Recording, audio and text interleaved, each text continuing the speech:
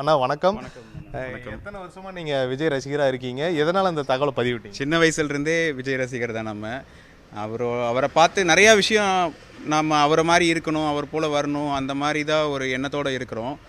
இப்போது அவர் அந்த அந்த டைமில் வந்து நான் ஏன் அதை நான் பண்ணி கொடுக்குறேன்னு சொன்னேன்னா, எங்கள் அண்ணன் இருந்தாலும் எங்கள் அண்ணன் அதை தான் சொல்ல போகிறாரு, அதை தான் செய்வார்.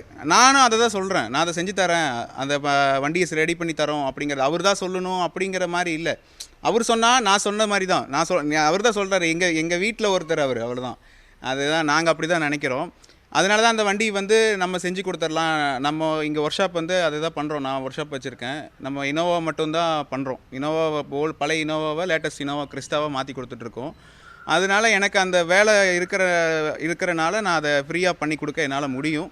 அதனால தான் அதுக்கான செலவு நான் ஏற்றுக்கிறேன்னு சொல்லியிருந்தேன் அன்றைக்கி. ஆனால் பார்த்தீங்கன்னா அந்த வீடியோ பார்க்கும்போது நீங்கள் என்ன நினச்சிங்க? அதாவது இவ்வளோ தூரம் நீங்கள் அதை பதிவு பண்ணியிருக்கீங்க. அந்த வீடியோ பார்க்கும்போது அதை ஏன் நீங்கள் போடணும்னு உங்களுக்கு தோணுச்சு? இல்லைங்க, ஒரு உண்மையான ரசிகன் வந்து அதை தான் செய்வான். அவனுக்கு கூட நிற்கிறவனுக்கு பிரச்சனைங்க வரும்போது அவன் தான் கூட பார்க்கணும். அந்த நண்பர் வேறு யாருமே இல்லை.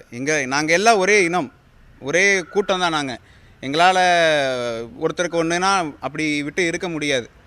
அது நாங்கள் முன்னாடி வந்து செய்வோம். ஏன்னா அவர் வேறு யாரும் இல்லை, எங்கள் ரசிகர் தான். எங்கள் அண்ணன் பார்க்க தான் வந்திருக்காரு. அவரும் எனக்கு அண்ணன் தம்பி அந்த மாதிரி தான். நாங்கள்லாம் ஒரு ஃபேமிலியாக தான் இதை பண்ணுறோம். அதே மாதிரி பார்த்தீங்கன்னா இந்த காருக்கு வந்து பார்த்தீங்கன்னா இப்போ லட்சக்கணக்கில் செலவாகுங்கிறாங்க. இல்லை ஒரு புது கார் வாங்கணுன்னாலும் வந்து பார்த்தீங்கன்னா பல லட்சங்கள் ஆகுங்கிறாங்க.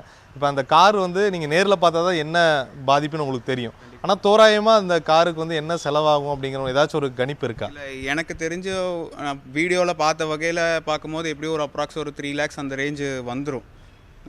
ஏன்னா அது அந்த அளவுக்கு இம்பேக்ட் ஆகிருக்கு. பட் ஆனால் நம்ம அமௌண்ட்டுக்காகவோ அதை பற்றி நான் அதை வண்டி பார்க்காம சொன்னதே என்னென்னா, காசோ அதை பற்றி நான் அதை பண்ணல. அது நம்ம அதை செஞ்சு தரணும். அந்த அந்த செகண்டில் அந்த மனுஷனோட கண்ணை பார்த்தீங்கன்னா நமக்கே கண்கலங்கிடுச்சு. வந்திருக்கோம், இப்படி ஆயிடுச்சு, அண்ணன் வண்டி வாங்கி கொடுக்குறேன்னு சொல்லிட்டாரு, அது வேறு விஷயம்.